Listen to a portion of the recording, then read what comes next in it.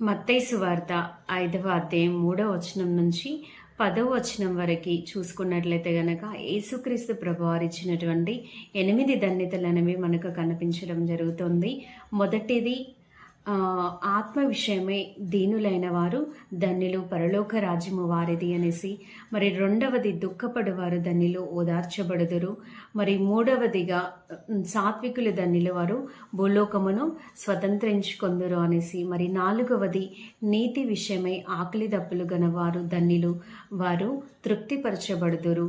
మరి ఐదవది కనికరం గలవారు ధన్యులు, వారు కనికరింపబడుదురు. మరి ఆరవదిగా మరి హృదయశుద్ధి గలవారు ధన్యులు, వారు దేవుణ్ణి చూచెదరు అనేసి. మరి ఏడవదిగా సమాధానపరచువారు ధన్యులు, వారు దేవుని కుమారులు అనబడుదురు. మరి ఎనిమిదవదిగా మరి చివరిదిగా మరి నీతి నిమిత్తమై హింసింపబడవారు ధన్యులు, పరలోక రాజ్యము వారిది అనేసి. మరి ఈ విధంగా యేసుక్రీస్తు ప్రభువారు మరి 8 ధన్యతలను ఇవ్వడం అయితే జరుగుతుంది.